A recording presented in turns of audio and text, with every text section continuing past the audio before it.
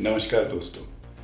काला मोतिया या ग्लोकोमा, सबसे पहले तो मैं ये बताना चाहूँगा कि काला मोतिया एक गलत नाम रख दिया गया है ग्लोकोमा को। काला मोतिये में जो मोतिया है, नॉर्मली लेंस को मोतिया कहते हैं, मगर काले मोतिये की बीमारी का लेंस से कोई लेना देना नहीं है। काला मोतिया आँखों की नस की बीमारी है। जो आँखों की नस होती है, जिसे हम ऑप्टिक नर्व कहते हैं, काला मोतिया सीधा ऑप्टिक नर्व को डैमेज करता है। अब वो कैसे करता है?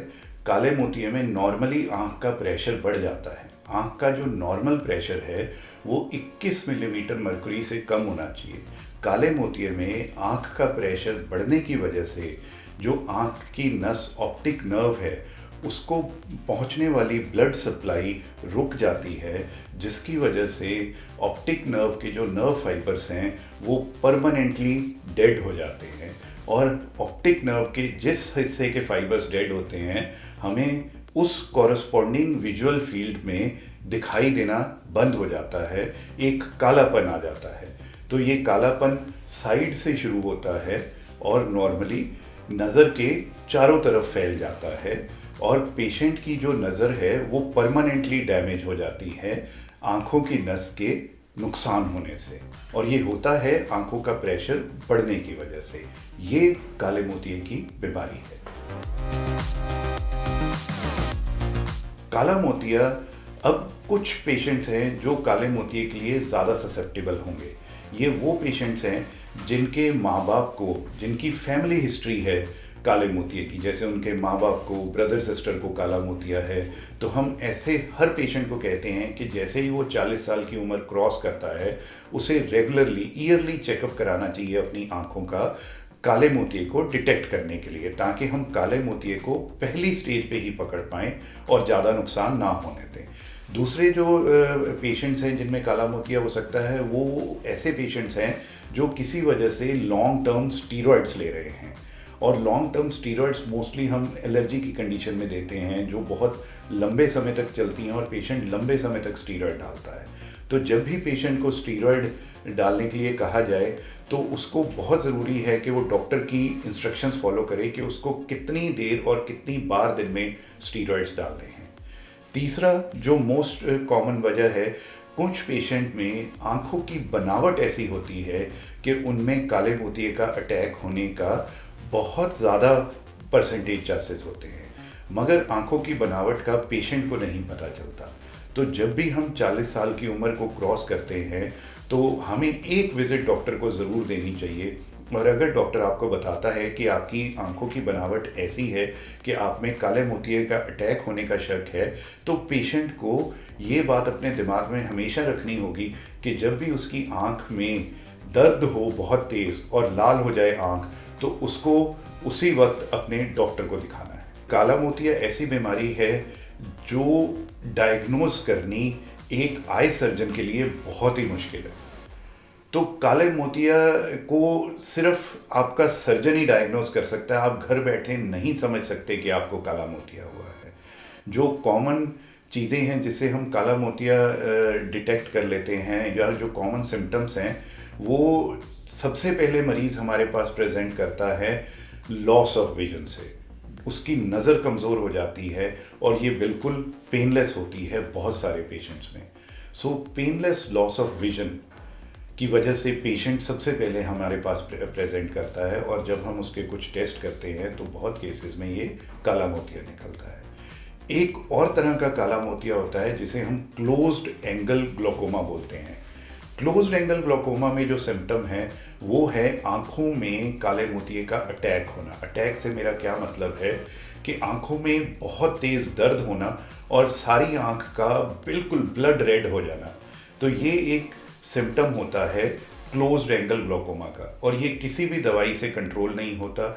इसके साथ पेशेंट को वॉमिटिंग भी हो सकती है, और पेशेंट को ऐसी कंडीशन में तुरंत अपने डॉक्टर को प्रेजेंट करना चाहिए।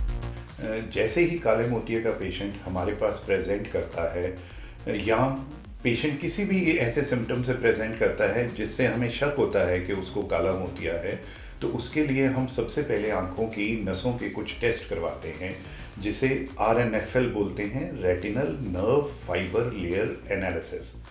सो RNFL एक ऐसा टेस्ट है जो काले मोतिये को सबसे जल्दी पकड़ सकता है, और इसके लिए जो मशीन चाहिए उसे हम OCT कहते हैं, जिसमें ये RNFL का टेस्ट किया जाता है। दूसरा जो टेस्ट किया जाता है काले मोतिये के लिए, विजुअल फील्ड्स। अब विजुअल फील्ड से हम देख लेते हैं कि पेशेंट की जो देखने का सारी डायरेक्शंस हैं उसमें से उसकी कौन सी डायरेक्शन में सबसे ज़्यादा मेजर लॉस हुआ है। मगर विजुअल फील्ड तभी वो लॉस पकड़ पाएगी जब वो लॉस 40% से ज़्यादा बढ़ जाता है।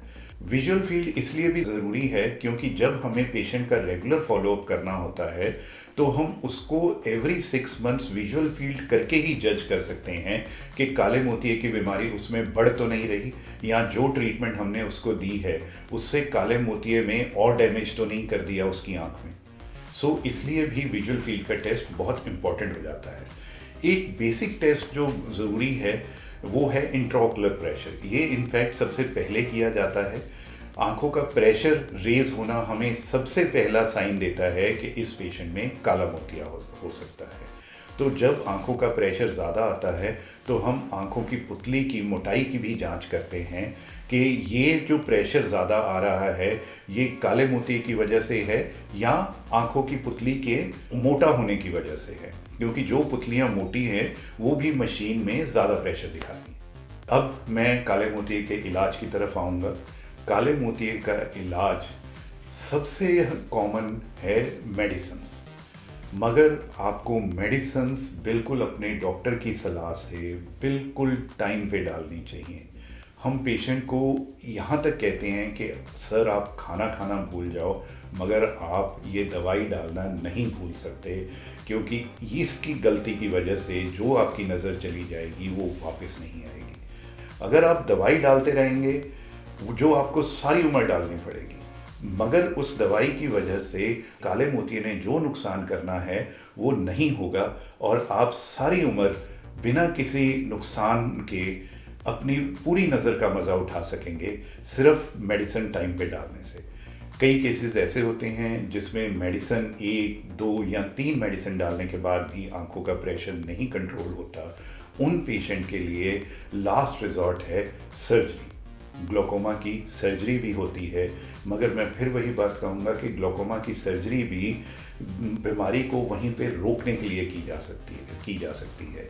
ग्लोकोमा की सर्जरी से आपकी नज़र बढ़ेगी नहीं, मगर उस आपकी नज़र को वहीं पे रोका जा सकता है और नुकसान होने से बचाया जा सकता है। दोस्तों, मैं अपनी सारी बात को एक संक्षिप्त तरीके से एंड में यही बोलना चाहूँगा कि काले मोतिये के लिए ज़रूरी है उसकी अर्ली डिटेक्शन, मेडिसिन का टाइम पे डालना और पेशेंट की एक डिसिप्लिन्ड लाइफस्टाइल और disciplined follow up with your doctor. Thank you. नमस्ते।